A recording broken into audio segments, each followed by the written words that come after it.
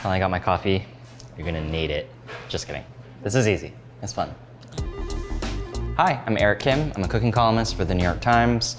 Today we're making eggplant parm.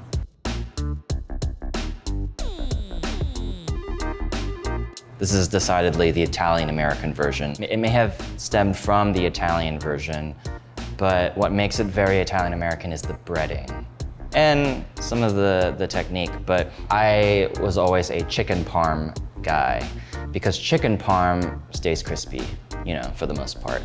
Eggplant parm is not really meant to be crispy.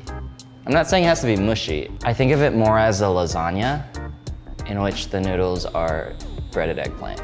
It's not about crispy, it's about flavor, and it's about layers, and it's about cheesy, gooey. It's about taking a bite of the thing and being like, wow, that's what eggplant tastes like.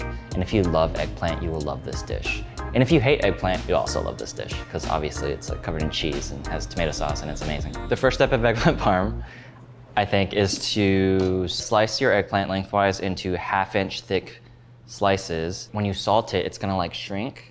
And when you bake it, especially after it's breaded, it's gonna shrink even more. You don't have to lob off the top. You could. If I had just cut that off, I would have sort of lost a lot of flesh. But when you do it like this, I lose much less of the eggplant. The reason I do 2 sheet pans is because I'm gonna be salting the eggplants on this, and then once they're salted, I'm gonna bread them and bake them on these as well. Some people say that the salt draws out bitterness. I don't salt my eggplants for the bitterness. I salt them for seasoning and so that some of the water comes out. Think of it as like concentrating the flavor of it. Now what do? Oh, we're gonna make the sauce. The eggplants take 10 minutes to salt. They're back there salting. And it takes about 10 minutes to get everything in the pot. So the recipe calls for 2 jars of store-bought marinara, and that works perfectly fine. But, you know, if you're doing this on a Sunday and you're already making eggplant parm, you might as well take 10 minutes to do the sauce. I'm Korean, so mine has 7 cloves of garlic. You want like an assertive, not aggressive tomato sauce. You know, this is where your oil will go. Use some nice oil, olive oil. And these are good chili flakes. Is that too close? And I like to go directly into the hot oil. You're blooming your spices, your dried spices. I like a lot of dried oregano. Your grandma probably doesn't do it like this, but I'm not your grandma. Before it gets too hot, what I'm gonna do is puree the tomatoes using my new toy. I'm so excited about this. 8 settings. Like, what? That's so fancy.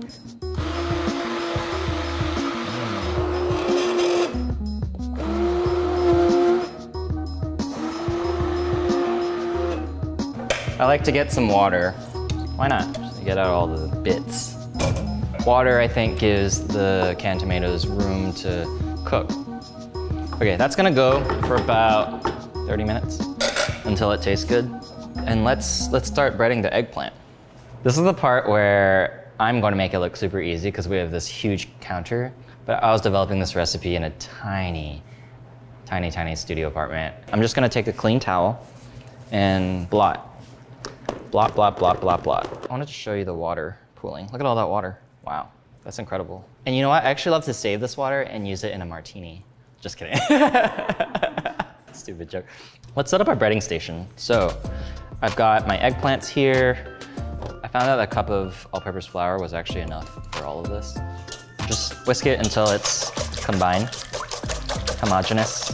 I find that when you use a coarser panko for this breading, it doesn't burn in the oven. There's a reason they say dredge with one hand, like dry ingredients with one hand, and then wet ingredients with the right, with the other. So I'm doing the dry ingredients with my left hand, the flour, just like tap off the excess. And then with my right hand, I'm going to do this part. You do kind of want it to like drip off. And then the panko, I'll do with my left hand. I know this is like, everyone tells you to do that, but if you've ever tried to bread and you don't do that and you skip it, it's like horrible. It's not like a heavy coating, it's just a coating. I'll be honest, I'm fast. I've been doing this eggplant parm. I've made this so many times. It takes me 20 minutes. It takes 2 listens of Taylor Swift's All Too Well 10-minute version. Okay, I've been really into this K-pop girl group Red Velvet because their songs are very just like amplifying. So I'm gonna listen to that. And they'll montage it, I think, right?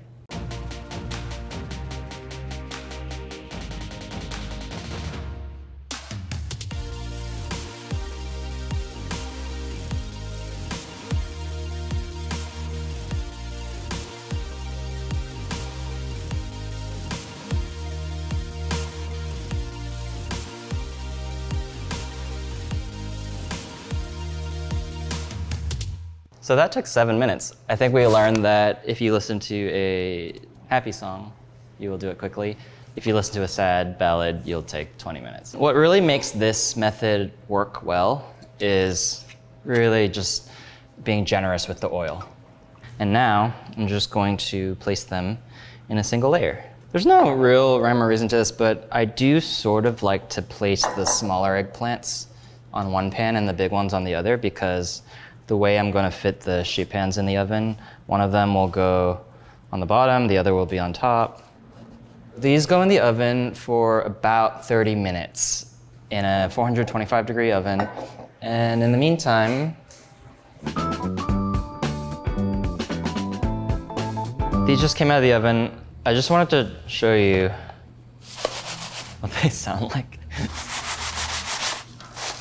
They are crispy. It's just like nice. Like, look at that. Like the underside's like really lovely. But I mean, can you get this kind of even browning in a pan? You probably can actually, but it's like super crispy. And I also wanted everyone to try some. They don't just get crispy. Their eggplant flavor also just concentrates the taste of eggplant. Who wants to try some? Maybe like Phoebe. Yeah, Natasha's over there in her blanket. Okay.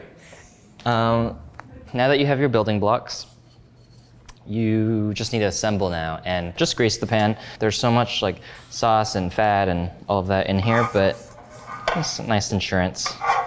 So you're really just doing the layers twice, right? Eggplant, sauce, cheese, basil, eggplant, sauce, cheese. Hold the basil for the end.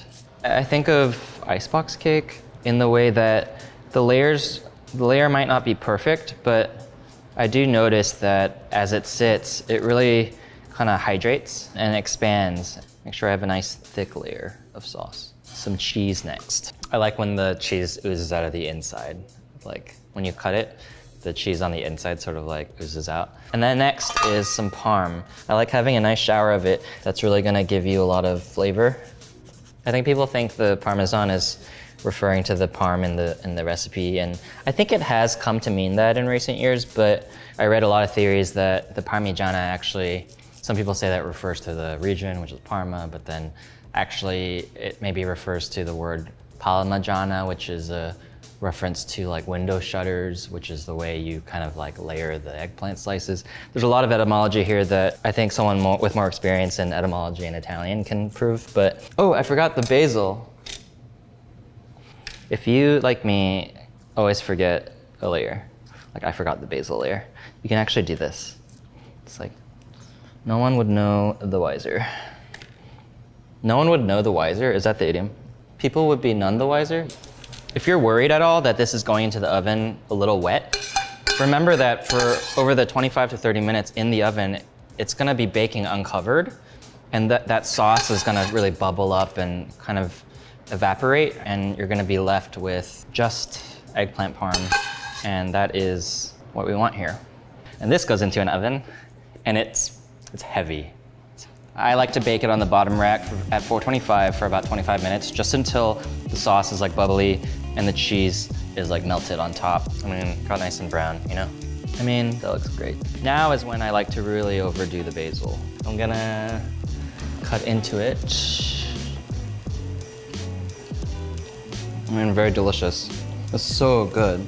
I have a version here that Rebecca made yesterday with store-bought sauce. And the reason I'm keeping this cold is because I want to show you how easy it is to cut.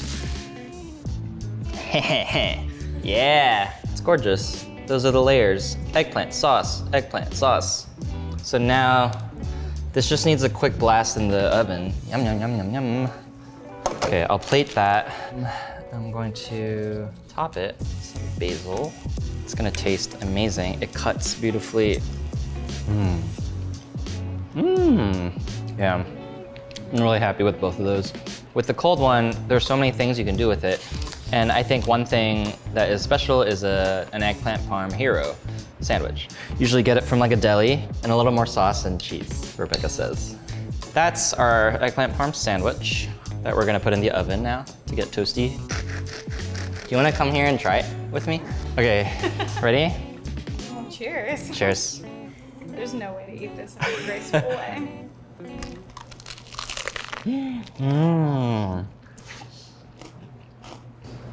Look at that cross. That's really good. That's a great cross section. Thank you for your help and for all of this. This is great. Okay. I feel like I really spent time with eggplant parmesan so that I could understand which parts were non-negotiable. To me, the breading was non-negotiable. And which parts you could sort of like cut a couple corners. And the corners that are cut are helping you arrive at the thing so that you can eat it more often than just at Christmas and Thanksgiving. You should be eating it like right now. Was that the ending? To get this recipe and many, many other wonderful eggplant recipes, you can go to New York Times Cooking.